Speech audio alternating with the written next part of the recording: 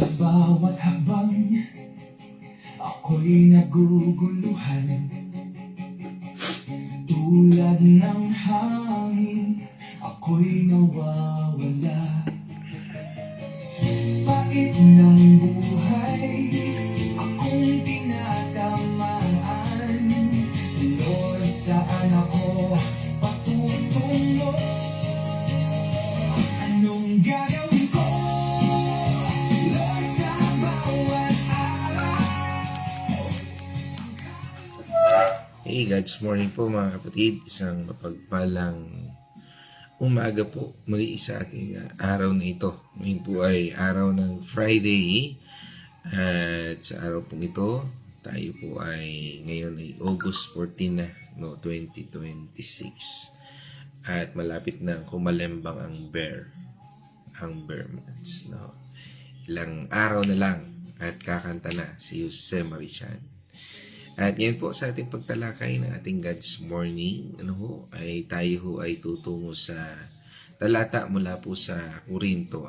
At ito po ay mula sa 1 Corinthians chapter 16, verse 13. At ito po ay ating pamagatang, stand firm, be courageous, be strong. At ngayon po sa ating pagtalakay nito, muli tayo ay sasamahan at tayo po ay pangungunahan sa pananalangin ng ating partner. God's morning mga kapatid, tayo po ay babasa sa unang Korinto 16 verse 13. Maging handa kayo at magpakatatag sa inyong pananampalataya. Maging matapang kayo at magpakatibay. Tayo po ay manalangin. Hallelujah Lord, maraming salamat po Panginoon sa panibagong umagang ipinagkaloob mo sa amin. Maraming salamat po sa inyong pag-ibig na hindi nagbabago. Nagpupuri po kami sa inyo dahil ikaw ang pinagmulan ng lahat ng mabuting bahagay na meron kami ngayon, Panginoon. Sa oras na ito, buksan mo po ang aming puso at isipan upang makinig ang iyong mga salita. Patawarin mo po kami sa aming mga pagkukulang at linisin ang aming mga puso upang maging karapat-dapat sa inyong presensya. Punuin mo po kami ng inyong karunungan, kapayapaan at lakas upang harapin ang bawat hamon mula sa umagang ito kasama ka, Panginoon. Maraming salamat, Lord, at ang lahat po ng ito ay aming ipinapanalangin sa pangalan ng inyong anak na si Jesus. Amen. Amen. Sabi nga po dito sa Amplified Version, sabi, be on guard, stand firm in your faith, in God, respecting His precepts, and keeping your doctrine sound, act like mature. Sabi po doon, sa footnote, act like mature, men, and be courageous, be strong. Ito sa ating pagtalakay ay napakahalagang bagay po, Ito po ay huling utos ni Apostol Pablo sa iglesia po ng Corinto. At ito rin po ay ang kanyang huling hamon. Matapos po ang mahabang liham tungkol sa doktrina, pag-ibig, at mga kaloob o yung mga gifts. Ito po ang isang buod ng paksang yon. Magbantay, tumayo ng matatag, maging ganap sa pananampalataya, at magpakatapang. At higit sa lahat, lumakas. Mga kapatid, paano ba nga ba natin susukatin at ihahambing ang ating sarili? Hindi sa damdamin, hindi sa lakas, hindi sa paghahambing sa iba. Hindi sa salita ng Diyos.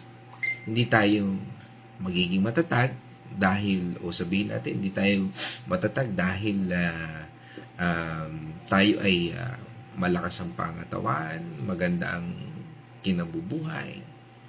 Hindi matatag tayo dahil tayo ay may salita at ng Panginoon Diyos. At siya po ang nagbibigay sa atin ng pagbabago.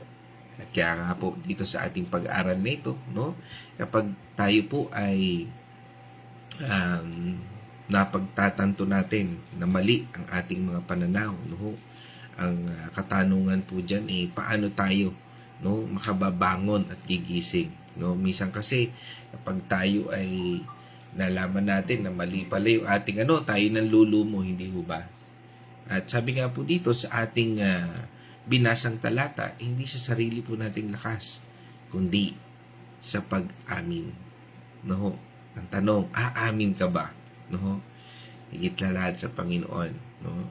Kaya nga, magandang simulan natin ang araw na ito na tayo ay patuloy na magpasakop sa Kanya. Maaari nating sabihin sa Panginoon, Panginoon, mali ang aking iniisip. Ituwid mo ko sa iyong salita. At sa ating pagkapit na ito, aminin natin na hindi natin kaya. Pero, ilagay natin sa ating sitwasyon ng Diyos. At sabihin natin, Panginoon, kaya mo ito. Kaya kakapit ako sa iyo. No? Sabi nga po, hindi po ito payo lamang. Ito ay batas ng spiritual na paglago natin. Ang Diyos ay hindi nag-uutos na maging matatag tayo upang tayo ay magtiwala sa sarili nating lakas. Tandaan po natin yan. Inuutusan po niya tayo upang tayo ay umasa sa Kanya lamang at manatili. Kaya nga po dito sa ating pag-aaral na ito, sinabi sa unang part is be on guard. No? At ito po yung ating title. No? Sa Greek word po niyan ay Gregorio. No? Ibig sabihin, Gregorio. No? Be on guard. No? At ang sabi po dyan ay magbantay, manatiling gising, huwag matutulog sa espiritual. Hindi ibig sabihin niya magpakapuyat ka. No? Baka mapuyat naman tayo niyan. Hindi ho yun. Ibig sabihin, spiritually, handa ka ba? Kaya nga po, hindi po ito pagbabantay laban sa tao, mga mahal ko kapatid, kundi laban sa pagkakatulog natin sa pananampalataya. Kumusta ba ang pananampalataya natin?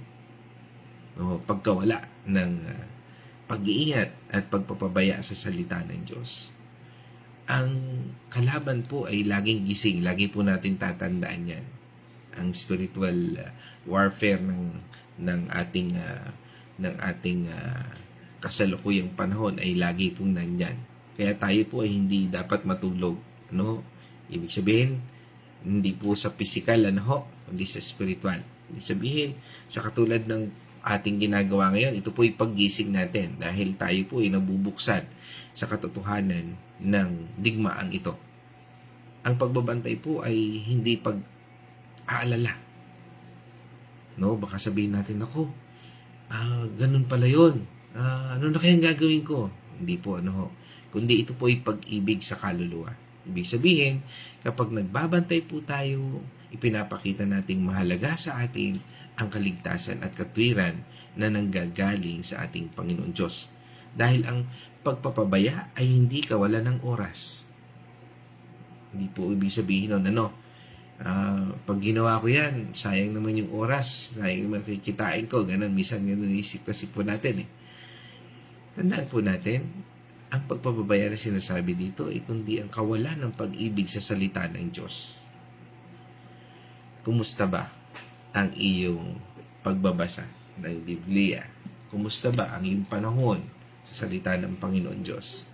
Sabi nga sa atin ng 1 Peter chapter 5 verse 8 hanggang 9. 8. Maging handa kayo at magbantay. Ang dyablo, ang kaaway ninyo ay parang liyong umaatungal at aali-aligid na naghahanap ng masisila. 9. Huwag kayong matatakot sa Kanya at magpakatatag kayo sa inyong pananampalataya sa Diyos. Tulad ng alam ninyo, hindi lamang kayo ang nagtitiis ng ganitong kahirapan, kundi pati ang mga kapatid ninyo sa buong daigdig. Yan. Ibig sabihin, lahat tayo. Kaya nga po ang babala, maging matatag. Magbantay. Labanan natin. Anong sabi doon sa paglaban natin? Labanan natin sa pamamagitan ng pananampalataya. Sabi nga ang pananampalataya ay ang paghawak natin sa Kanyang salita. At kung meron po tayo, nag-aaral tayo ng salita ng Panginoon Diyos, doon po tayo magkakaroon ng pananampalataya. Dahil ang pagbabantay at paninindigan ay magkasama. Dalawang bagay po yan. Hindi maaring hiwalay. Hindi po tayo makapagbabantay ng maayos kung hindi matatag tayo sa salita ng Diyos. No ho? At yun po yung sinasabing maging matatag tayo.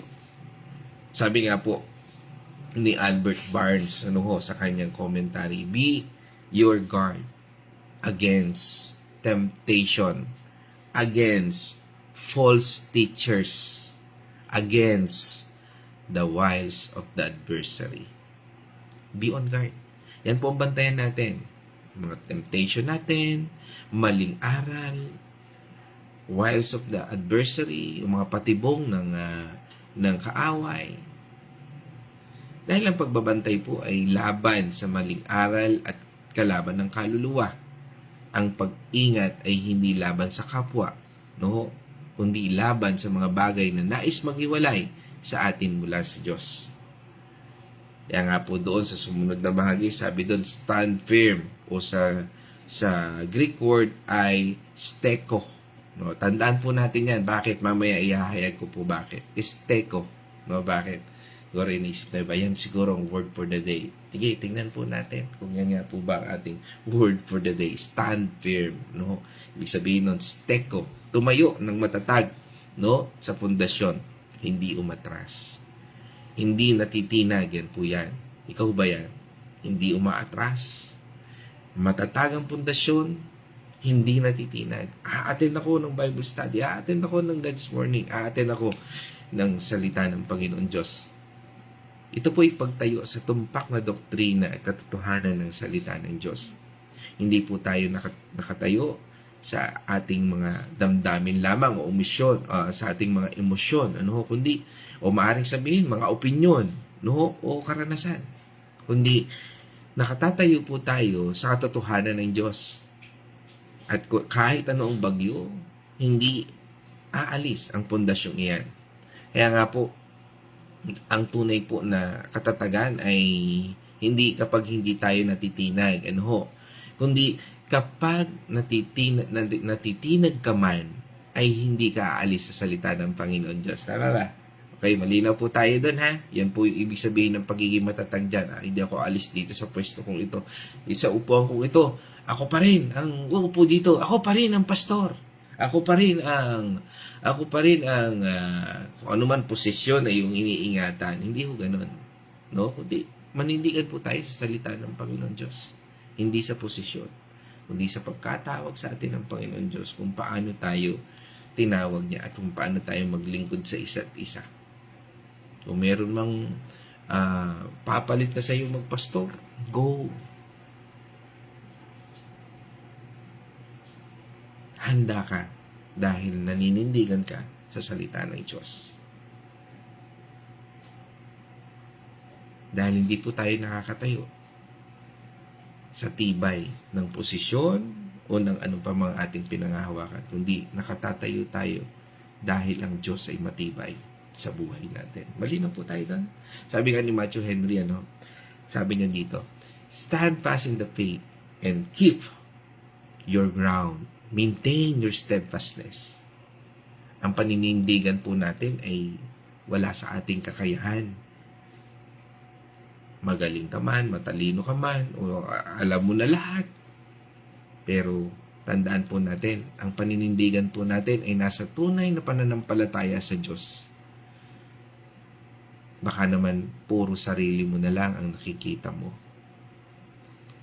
Kung siya ang pundasyon ng lahat ng ito, walang makatitibag sa iyo. Tandaan mo yan. Minsan, mali nating isipin na kapag matatag tayo, ibig sabihin, wala na tayong kahinaan. Hindi po totoo yun. Ang pagiging matatag ay hindi kawalan ng kahinaan, kundi ang pagtitiwala sa lakas ng Diyos, kahit alam mong mahina ka. Ang pundasyon ay hindi ikaw. Bakit? Ang pundasyon ay siya, ang Diyos. Ang Diyos Ama, Diyos Anak, at ang Banal na Espiritu. Kaya nga po, tandaan natin, ang pagiging matatag ay hindi kawalan ng kahinaan, kundi ang pagtitiwala sa lakas ng Diyos. Kahit alam mong mahina ka. At yan ang dapat na maging pundasyon natin. Ang pundasyon natin ay hindi tayo, kundi siya na lumalang sa atin. At sabi dito sa sumunod na talata natin, act like men. Be mature. No? Napaka sabi nga dito is napaka-critical ng word, be mature. Are you matured Christian? Are you mature believer, followers of Christ? Yan po yung mga katanungan dyan eh. Act like men. Sabi nga sa Tagalog, magpakalalaki ka. No? Eh, paano kung babae? Ibig sabihin po niyan, magpakababae ka. Hindi ko ganun, no? Ibig sabihin po nun, maging matatag tayo sa ating paninindigan, no? Ibig sabihin, manindigan po tayo, no? Ibig sabihin nun, hindi tayo yung basta-basta na lang natitinag, ano ho? Act like men, sabi doon. Sa Greek word po niyan ay sabihin nga natin, andrizomai. Yan, andrizomai. Ano ho? Ito po ay nagpapatungkol upang maging ganap tayo. Ibig sabihin, lumago sa pag-iisip at meron tayong sapat na paninindigan upang tayuan natin yung salita ng Panginoon Diyos. Hindi kapag may nagsabi lang sa'yo, alam mo ba? Hindi pala totoo yung ganito. Madali ka namang nadadala. Hindi mo na pinag-aaralan. Kundi nakikinig ka na lang sa Kanya. Kundi, no?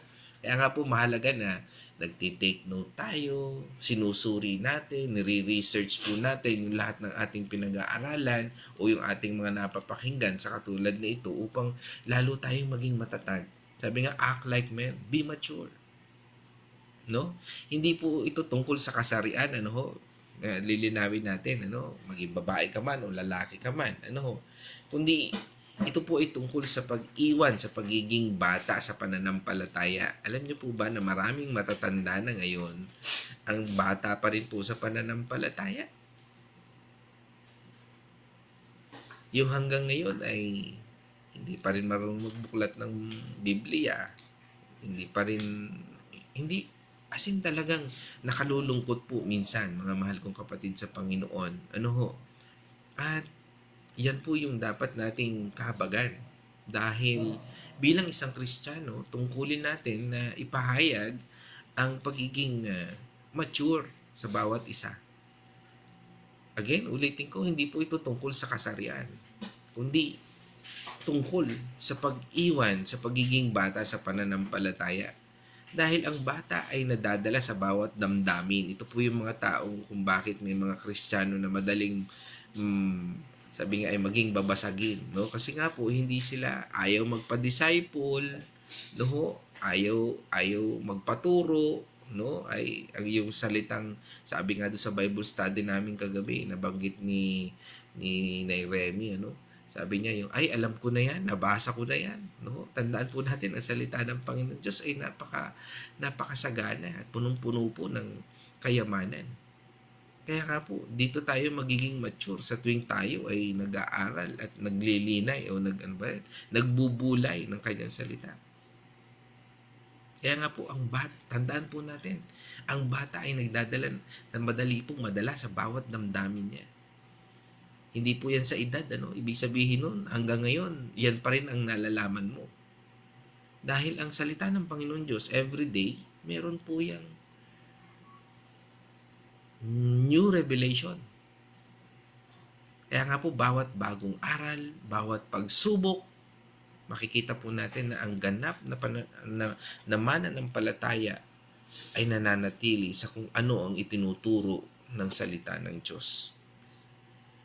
Kaya nga po, ang pagiging ganap ay hindi dami ng alam natin, kundi sa katatagan ng ating paninindigan. Ang batang mananampalataya po ay nadadala ng bawat bagyo. Ang ganap ay nananatili dahil alam niyang ang Diyos ay hindi nagbabago. Kaya nga kung tayo ay nagiging mature, no? Yan po yun, nananatili tayo sa salita na may gagawin ng Lord yan. Kaya nangyayari mga bagay na yan. Kaya nga po, nasabi rito ni Jameson, Fawcett and Brown sa kanilang commentary, sabi, act like men, be manly in contrast to childish uh, pliklanes, no po, yun ang sabi niya dito. Ang sabi niya, o ibig sabihin po nito na ang pagiging ganap, which is mature, ay hindi na nagbabago ng isip dahil sa bawat hirap o bagong aral, ang ating paninindigan ay nakabatay sa katotohanan. Ano po yung katotohanan na yun? Again, salita ng Diyos. Hindi ka basta matitinag kung wala dito. Ito ang basihan natin sa lahat. Mali pong isipin natin na ang doktrina ay hindi mahalaga, kundi pag-ibig lamang. Okay? Mali pong isipin natin yan. Bakit? Sinabi po ni Pablo, tumayo ng matatag sa pananampalataya. Makikita po natin dito na sinabi rin po niya dito na pinangangalagaan ang tumpak na aral. Malinaw po na sinabi niya rito. Paano nga ba natin pinangangalagaan ang salita ng Panginoon Diyos? Madalas isang realization sa atin. Pag tinanong ka ng isang mananampalataya na hindi umattend sa Sunday service, bro, kumusta yung message sa kahapon? Umattend ka ba ng church? Oo, umattend ako ng church. Kumusta yung message? Ang ganda nung message. Ang ganda nung sinabi ni pastor. Ano ba yung message? Basta maganda. Hindi ko na matandaan eh. Di ba?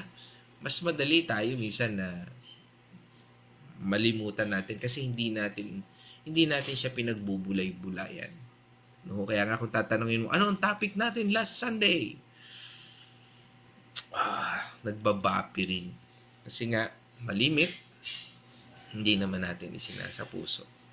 Pinapakinggan lang natin. Pero, hindi natin isinasa buhay. Kaya nga po, ang doktrina ay mahalaga. Ang paninindigan ay nakabatay sa tumpak na salita ng Diyos. Kung mali ang ating pinaniniwalaan, hindi tayo makatatayo ng matatag. Tandaan po natin yan. Kaya nga sabi dito, be courageous. Yan po yung sumunod na paalala. No, 5 paalala ito eh. So malapit na, isa na lang. At dito sa ika-4, no, it's a be courageous. Sa Greek word po niyan, sabihin natin, tarseo. Tarseo. Ibig sabihin, magpakatatag, lakasan ng loob, huwag matakot. Tandaan po natin, ang katapangan ay hindi kawalan ng takot, kundi ang pagtitiwala sa Diyos sa kabila ng takot. Malinaw po tayo. Okay? Isa kasi isipin natin, oo nga no, bakit ganun? Nagbabasa naman ako ng Biblia.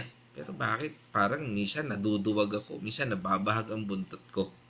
Normal po yan. Pero kung nawawala ang tiwala mo sa Diyos, hindi po normal yan. Dahil ang lakas ng loob ay galing sa kung sino ang kasama mo. Hindi hindi sa kung gaano kalakas ang sarili mo. Sino ba ang kasama mo sa labang ito? Kung ang Diyos, sigurado magiging malakas ka. Dahil ang tunay na katapangan ay kapag natatakot ka pa rin, ngunit hindi ka aatras. Tama? Hindi po ito kawalan ng takot, kundi mas mataas ang iyong pagtitiwala sa Diyos kaysa sa iyong takot. Kapag ang iyong takot ay mas mataas yung pananalig mo sa Panginoon Diyos, natatakot man ako, Panginoon, pero susunod ako. Parang ano yan eh, parang isang bagay lang yan na pag na-assign ka ni Pastor, ikaw mag-pray, nakakatakot, Pastor, hindi ko handa. Pero ganun pa man, kasama ko Lord, gagawin ko yan. Parang ganun, ganun po yan. Kaya nga po, ito po ay mas mataas pa, no? Sa ating takot dahil kasama natin ang Diyos. No? Sabi nga po sa atin ng Psalm 31 verse 24. Magpakatatag kayo at lakasan ang loob. Kayo'y kay Yahweh nagtitiwalang lubos. Yan. Yun po yan. Binanggit din po yan sa Psalm 31 verse 24 ng isang matapang na hari. pero punong-puno rin po ng takot. Ano ho? Nakita naman po natin sa kanyang mga awitin. Bagamat nandun yung takot, pero nandun ang Diyos na mas malakas sa kanyang takot. Dahil ang lakas ng puso ay galing sa paghihintay sa Diyos, hindi sa sarili natin. Kapag umaasa tayo sa Panginoon Diyos, siya po ang magbibigay sa atin ng lakas sa lahat ng ating pinagdadaanan. Maling isipin po natin ang katapangan ay kawalan ng takot. Ano ho? Hindi ibig sabihin nun na hindi na tayo natatakot. Hindi po totoo yan. Dahil ang tunay na katapangan ay sabi nga ay pagpapatuloy sa pagsunod sa Diyos. Kahit natatakot pa rin tayo. Dahil ang takot ay damdamin. Ngunit ang iyong paninindigan ay nakabatay sa katotohanan, hindi sa damdamin. Okay. Sabi dito sa huli, ikahuli, be strong. No, be strong. Maging malakas. At yan po ay sa Greek word ay kratay oo. Kratay oo. No, sa mga nagno-note, no, nilalagay na nila, no. Ano kaya ang word for the day dyan? Ano ho? Pero ang itong be strong ay kratay oo. Mamaya po. No, ibig sabihin nito, lumalakas, lumakas. Magpalakas, no? Be strong, no? Pero ito ay lumakas. Patuloy na lumakas tayo o lumalakas o palalakasin ang sarili, hindi sa ating sarili, kundi sa biyaya ng Diyos. Ito po yung patuloy na paglago natin. Sabi nga po, hindi ito one time, big time. No? Na, ay, ako yung may tumanggap na sa Panginoon. Hindi na ako mag-aaral ng Bible study. Yun po, doon pumapasok po itong word na ito. Itong kratay oo. No? Ibig sabihin, ito yung pagpapalakas natin. Nasa tuwing tayo ay nagbubuklat o ma-attend tayo ng Bible study, meron kang Bible study group, sigurado, lalakas ka.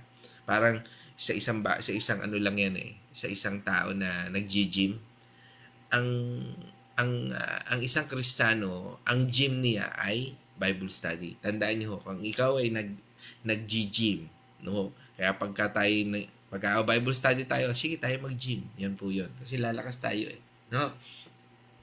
Ibig sabihin, pinalalakas natin yung ating mga pananampalataya, no? At doon po yun papasok kapag ikaw ay nagba-Bible study. O sabi nga pumapasok ka sa discipleship, no?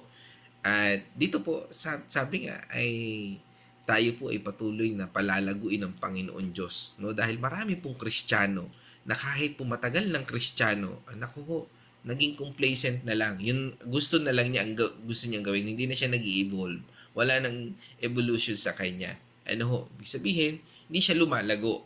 Kaya nga po minsan, ay marami pong Kristiyano ngayon na nananatiling baby Christian. Kaya nga po, tandaan po natin, ang bahaging ito po ay tinatawag na patuloy na paglago. Hindi minsan lang. Dahil ang lakas na ito ay galing sa Diyos. Hindi po tayo magiging malakas sa sarili nating pagsisikap. Lalakas lamang tayo habang tayo ay nananatili sa ating Panginoon Diyos. Dahil ang pinakamalaking pagkakamali ay ang pagsisikap na palakasin ang sarili natin habang nakakalimutan po natin kumapit sa Diyos. Ang tunay lakas ay kapag inaamin nating mahina po tayo. Doon po papasok ang lakas ng Diyos. Ang ating pong kahinaan ay daan upang makita ang kanyang kapangyarihan. Diba sabi po sa atin ng Philippians 4:13, sabi nga ni favorite verse niya yan, Stephen Curry. Ang lahat ng ito'y magagawa ko dahil sa lakas na kaloob sa akin ni Kristo. Amen. Sabi nga, I can do all things through Christ who strengthens me. No? Dahil ang tunay na lakas ay galing kay Kristo. Wala po sa atin. Siya ang pinagmumulan at tayo ang tumatanggap. Sabi rin sa atin sa Ephesians chapter 6 verse 10 hanggang 11. No? 6, 10 hanggang 11. Bilang pagwawakas, magpakatibay kayo at kalakas ang galing sa Panginoon at sa kanyang dakilang kapangyarihan. 11. Gamitin ninyo ang lahat ng kagamitan ng sandatang pandigma na kaloob ng Diyos upang mapaglabanan ninyo ang mga pakana ng dyablo. Yan po yung full armor of God. no? Helmet of salvation, breastplate, belt of truth, no? Boots, gospel, shield of faith, no? And the sword or the word of God, no? Yan po yung full armor of God. Yan po yung dapat nating gamitin. Dahil ang lakas ng kanyang lakas ay hindi po atin. Tayo po ay nagsusuot lang ng kanyang kasuotan. Hindi tayo lumalaban sa sarili nating lakas. Kailangan lang natin ang kanyang lakas. Sabi nga po ni Jameson, Fawcett, and Brown patungkol dito, be strong in the Lord, in the power of His might. Sabi rin ni Albert Barnes, no? Sabi niya, be strong in the grace that is in Christ Jesus. Tandaan po natin, ang lakas ay galing sa biyaya po ng ating Panginoong Jesucristo. Hindi po sa sarili natin. No, hindi po tayo ang pinagmumulat nito. Sino po? Si Kristo. Sa Kanya po lahat nag-origin yan dahil sa Kanyang finished work in the cross. Nung sinabi niya, it is finished, tetelestai. Kaya nga po, minsan iniisip din natin at alisin po natin sa isip natin yung kailangan kong lakasan ng sarili ko. Hindi po. Dahil ang utos na maging malakas ay hindi utos na magtiwala sa sariling lakas. Ito po ay utos na kapag kumapit tayo sa lakas ng Diyos at siya po ang magpapatatag sa atin. Kaya nga, di ba, minsan yung word na sabihin natin, hindi na ho ako liliban sa Bible study. Na yan, nananatili ka sa sarili mong lakas. Kinabukasan, merong Bible study. Where are you? Busy po eh. Wala po eh. Ano ho? Again, sabi ko nga po, ang dami ko na pong narinig na ganyan at kalimitan sa mga sinabihan ko po na ganyan. Huwag po tayo manahan dyan. No? Hingin po natin yung lakas ng Panginoon Diyos. No ho? Ay, sabi ko nga ay, ngayon ay istorya na lang. No, hindi na ho nakikita sa Bible study. Pero nawa ay sa ibang Bible study ay nakikita. Nawa ano ho. Dahil kaya ako nasasabing hindi ko na ho nakikita sa Bible study, hindi ko na ho nakakasama. Wala na rin pong update. No? Minsan, talagang ang gagawin mo na lang dyan ay ipanalangin yung mga taong yan. Ano ho, dahil mahalaga ho kasi talaga ang pag-aaral ng salita ng Panginoon Diyos. Napakahalaga po ng Bible study sa buhay nating mananampalataya. Kaya nga po, mahalaga po na sa atin pong paaral na ito, no ho, tandaan po natin, ang Diyos ang ating pundasyon, hindi po tayo.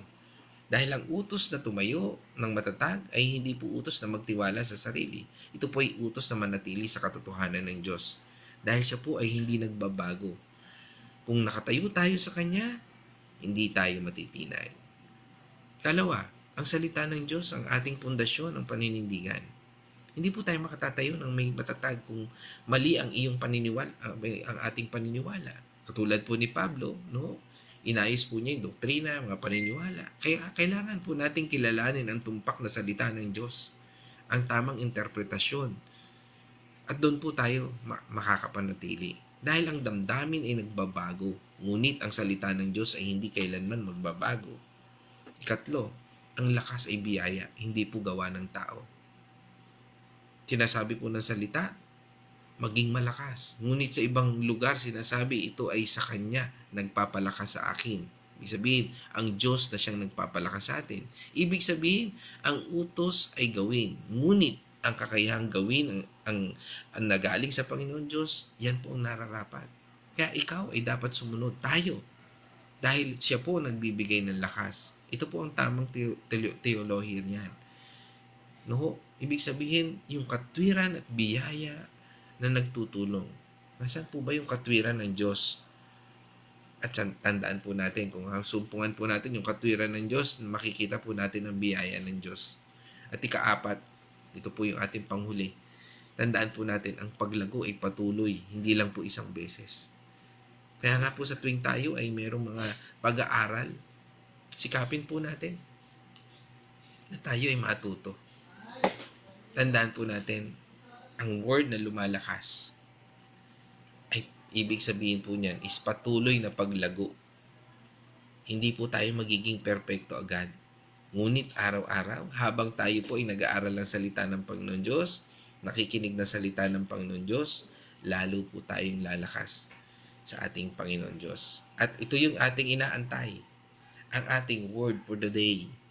Sa dami ng nilagay ni Nay Marta at ni Nay Winnie, siguradong may tumama doon. Pero ating word for the day ngayon ay steko. No? Ibig sabihin nun, stand firm. No? Maging matatag.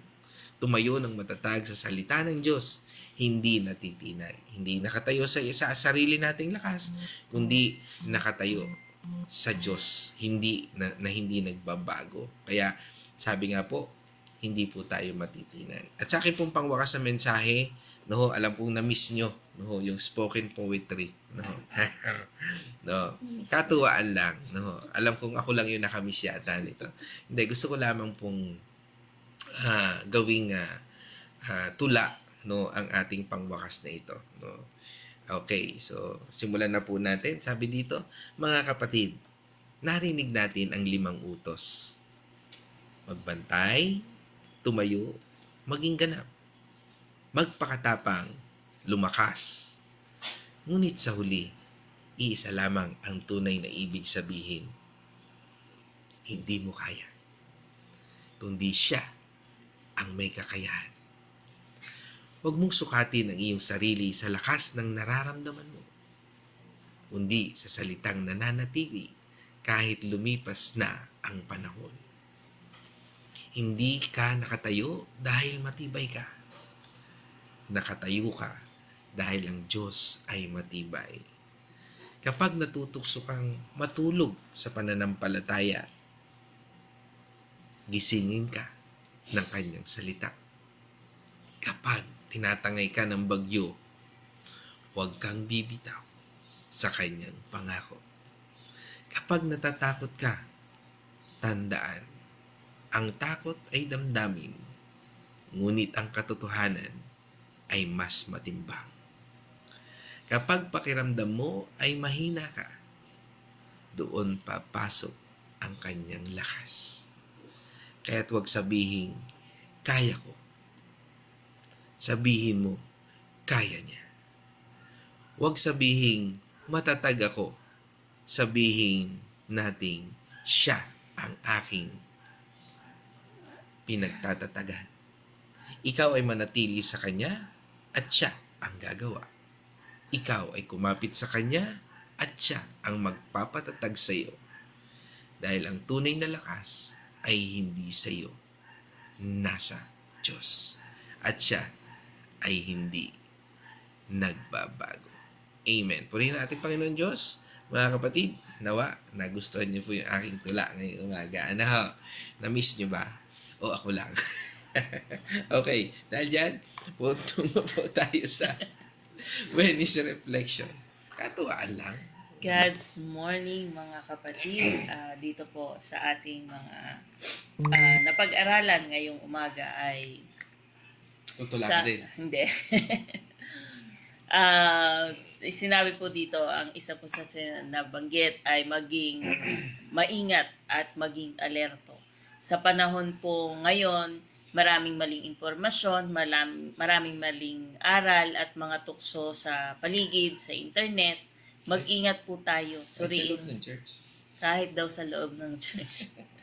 Mag-ingat po tayo, suriin po natin kung naaayon ba iyon sa salita ng ating Panginoon at sa ating mga nakikita at mga naririnig. At huwag po tayong madaling paloko, manatiling gising sa pamamagitan ng panalangin, pagbabasa ng Biblia araw-araw.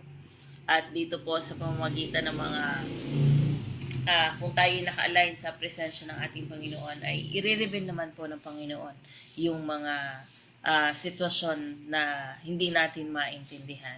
Ang pangalawa po na nabanggit dito ay manatili tayong matatag sa ating pananampalataya. Kahit nagbabago ang panahon, opinyon ng marami o magiging hindi na uso ang pagsunod sa Diyos, huwag po tayong magpakatinag, huwag tayong padala sa agos, manatili po tayong nakatayo sa katotohanan sa salita ng Diyos.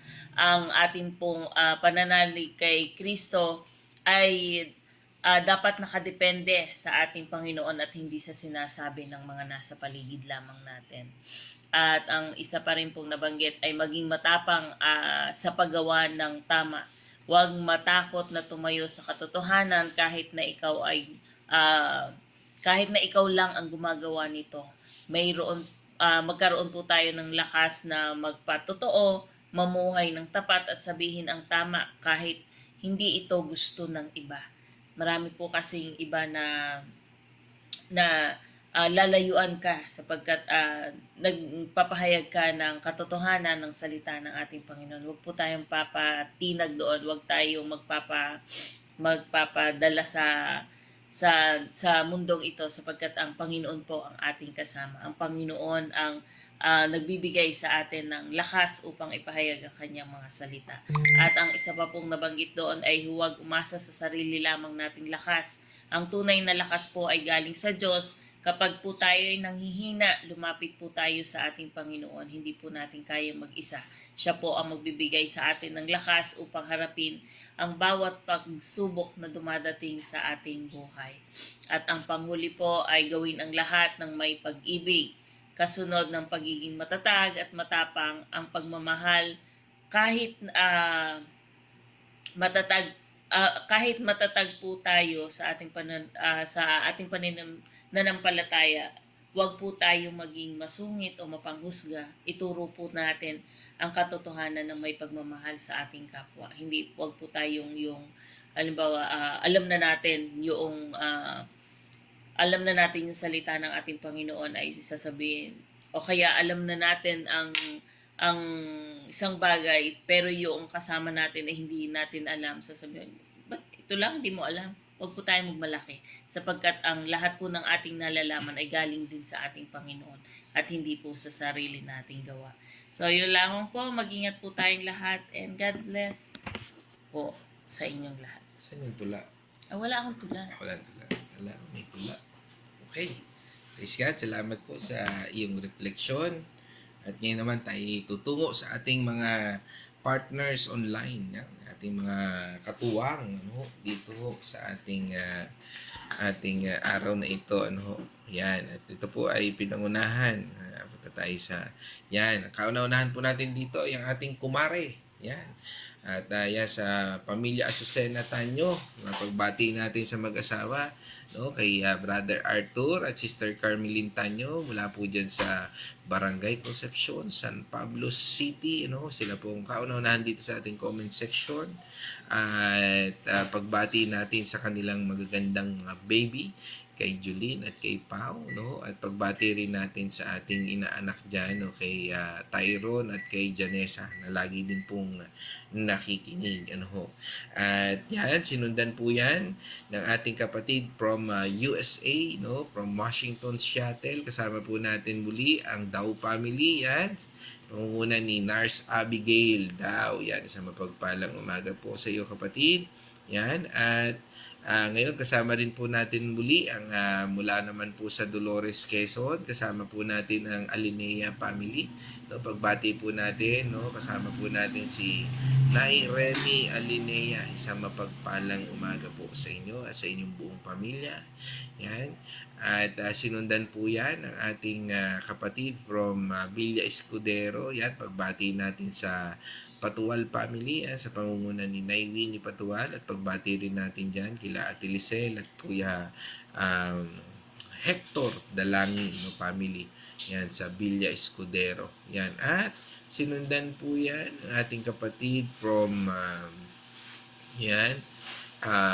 Bulakin Chao. Kasama po natin ang mag-asawa si Nay Marta Artillaga at Kuya Chris Artillaga, at pagbati natin sa buong pamilya at diyan sa buong Bulaki, pagbati natin diyan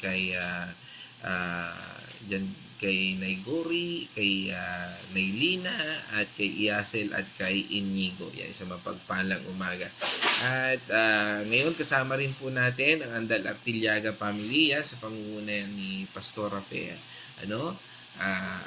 Andal Artillaga, at pagbati natin sa buong family at sa inyong lahat dyan, at dyan po sa may San Pablo City, South Meadows, San Roque, at yun, kasama natin ang aking kababata, isang kagalakan, Ito lagi rin ito na nanonood, itong aking kababatang ito, kaibigan, Yan, kalaro, no?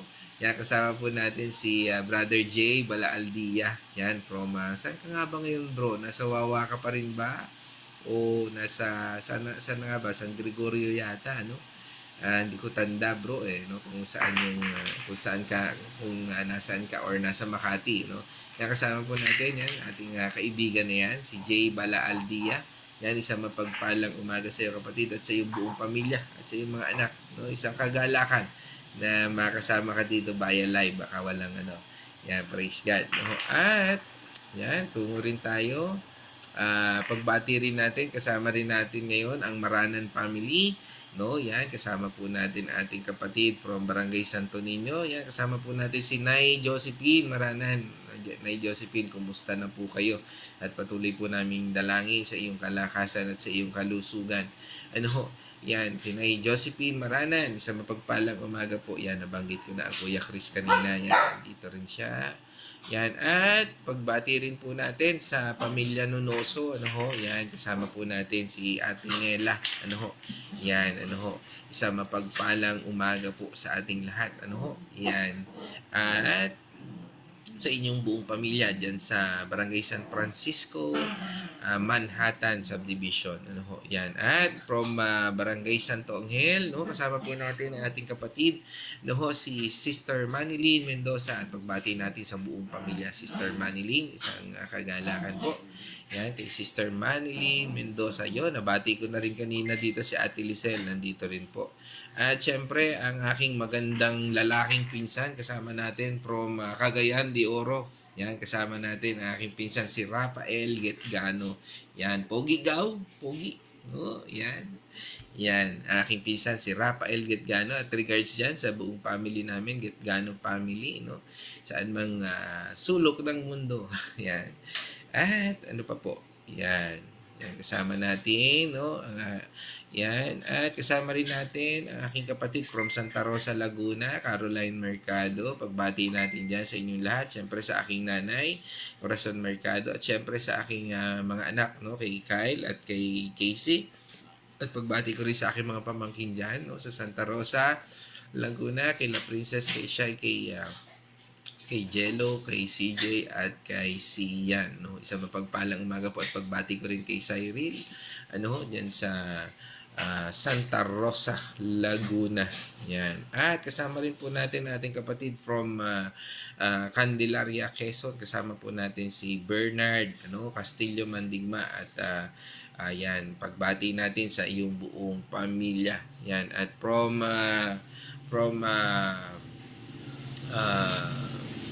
Dubai, ano? Yan, kasama rin po namin yan kagabi sa Bible study, no? Lagi rin namin nakasama si Sister Maria Bunalos, no? Isang kagalakan po, no? Na yan, kasama pa rin natin dito sa ating God's Morning, no? Yan, God's Morning, yan, no? Ayan. Ayan. Yan, maraming word for the day dito, Tarsel, no? Ayan. Okay, amen, no? Yan. Okay, sino pa? Yan, kasama rin po natin from Liliw, Laguna. Kasama po natin ang Arosena family, yan, sa pangunguna ni Nay Edna Arosena. Isang mapagpalang umaga po sa inyo at sa inyong buong pamilya. Isang kagalakan po, no? Yan.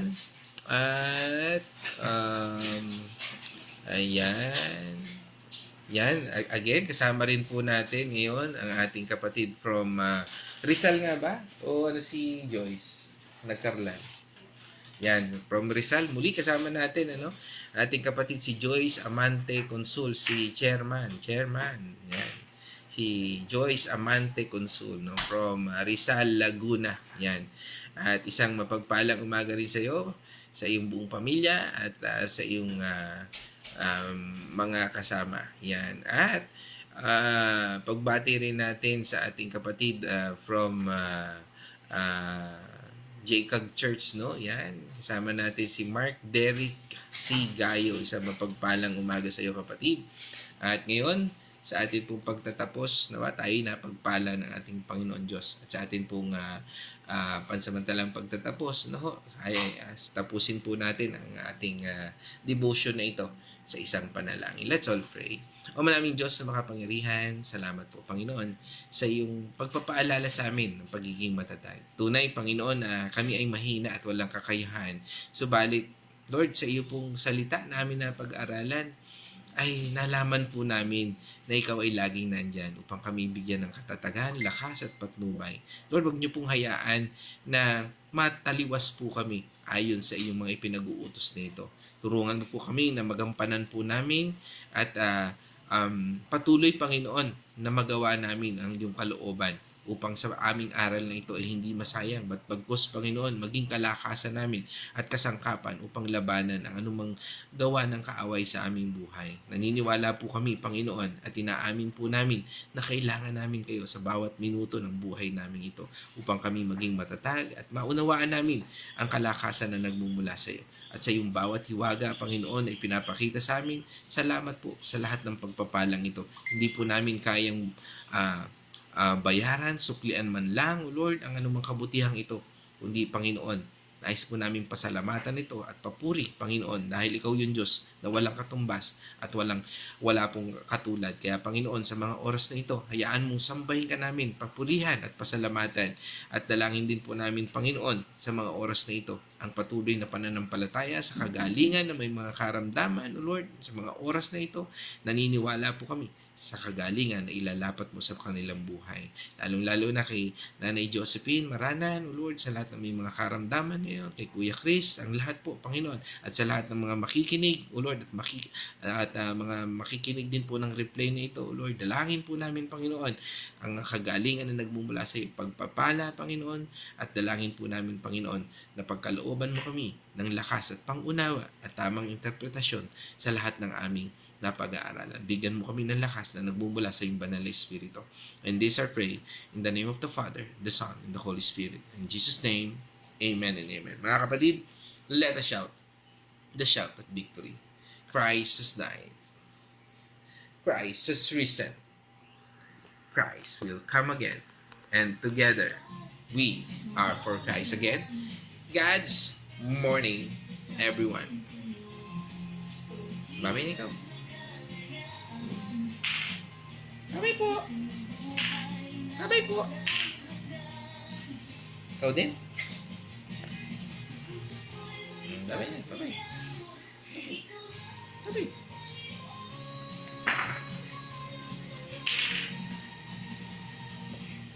Ikaw ang tunay kong nangyari.